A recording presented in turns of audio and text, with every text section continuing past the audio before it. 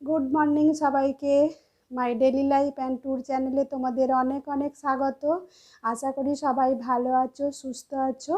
তো আমি একদিন আসতে পারিনি, আমার প্রচুর মাথার যন্ত্রণা হচ্ছিলো, সেই জন্য ওই দিন আমি কোনো ব্লগ ভিডিও বানাতে পারিনি, তার জন্য সবাইকার কাছে সরি।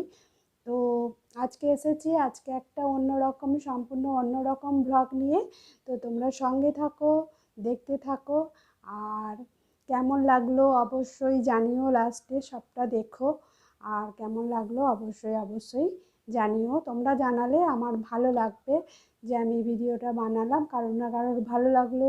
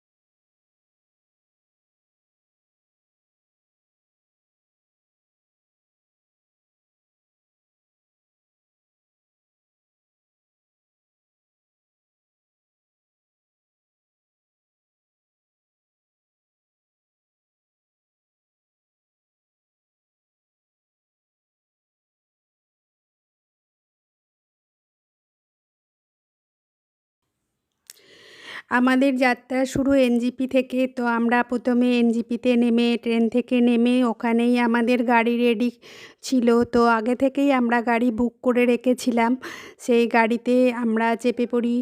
আমাদের 10-12 জনের টিম ছিল, দুটো গাড়িতে আমরা যথারীতি চেপে যাত্রা শুরু হয়।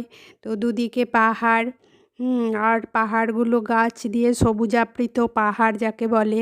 তো এই সবুজাবৃত এই সৌন্দর্য মানে বলে বোঝানো যায় না, চোখে না দেখলে সেটা বোঝানো যাবে না। তো যাই হোক, আমরা যথারীতি সিকিমে পৌঁছে যাই, গ্যাংটকে আমাদের থাকা। তো ওখান থেকেই আমরা যেখানে যেখানে গেছি তার কিছু কিছু অংশ তোমাদের সঙ্গে আমি শেয়ার করেছি।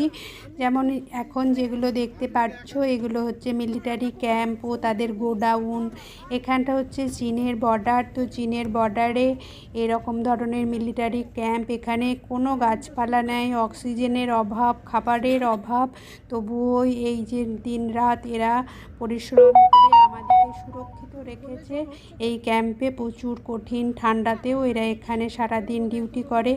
তো যাই হোক, আমাদের যাত্রা ছিল এই গুরুডংমার লেক। ওই গুরুডংমার লেক যেতে যেতেই এই মিলিটারি ক্যাম্প পড়ে। তো দেখতেই পাচ্ছ কেমন রাস্তায় কোনো গাছপালা নেই, এমনকি একটা সবুজ ঘাস পর্যন্ত দেখতে পাবে না। তো এখানে মানুষের অক্সিজেনেরও অভাব হয়।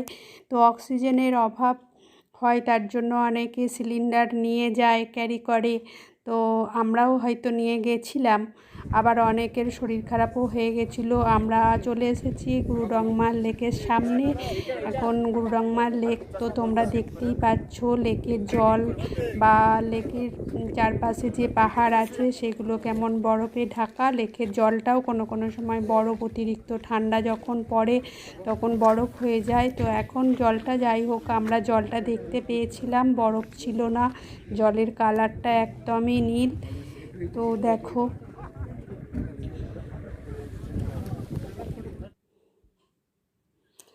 এটা সম্পূর্ণ উল্টো দিকের ছবি। তো এটা হচ্ছে যে নামচির মহাদেব মন্দির। নামচির মহাদেব মন্দিরের পর গেছি বাবা মন্দির। তো এক একটা ট্রিপ এক একটা দিকে, কোনোটা উঁচুতে কোনোটা নিচুতে। নামচি যেমন নিচের দিকে, পাহাড় থেকে অনেকটা নেমে গিয়ে নামচি যেতে হয়। তো যাওয়া আসার পথে আমরা প্রচুর প্রচুর ছোট বড় ঝোড়া পেয়েছি, বড় বড় ঝর্ণা পেয়েছি। এখানে প্রচুর ঝর্ণা দেখতে পাবে গেলেই। তো ছবিতেও তোমরা দেখতে পাচ্ছ।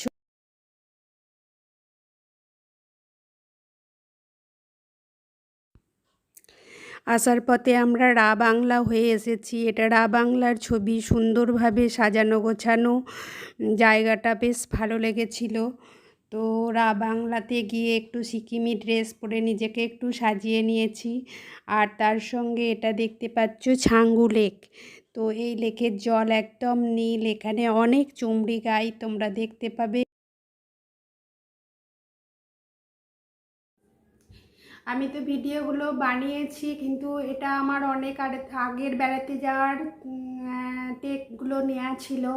তো 2021-এ আমরা যাই, তো সেই টেকগুলোই আমার ছিল। তো এখন আমি নতুন ইউটিউবে, একদমই নতুন, এই কদিন হয়েছে। তো আমি সেই জন্য এই ভিডিওগুলো তোমাদের সঙ্গে একটুখানি শেয়ার করলাম। জানি না তোমাদের ভালো লাগবে কি না। তো যদি ভালো লাগে তো লাইক ও কমেন্টে অবশ্যই জানিও। আর হচ্ছে যে যদি কিছু ভুল ত্রুটি হয় তো অবশ্যই একটু মানিয়ে গুছিয়ে নিও, কেননা আমি অনেক কিছু জানি না, অনেক টেকনিক্যাল দিকগুলোও হয়তো আমি তোমাদের থেকে অনেকের থেকেই আমি কম জানি। তো আস্তে আস্তে হয়ে যাবে নিশ্চয়ই, চেষ্টা তো করছি। আর সঙ্গে থেকেও, তোমাদের সঙ্গে থাকাটা খুবই দরকার। তো এটুকুই বলবো, আজকে এই পর্যন্তই। সবাই ভালো থেকো, সুস্থ থেকো, টাটা।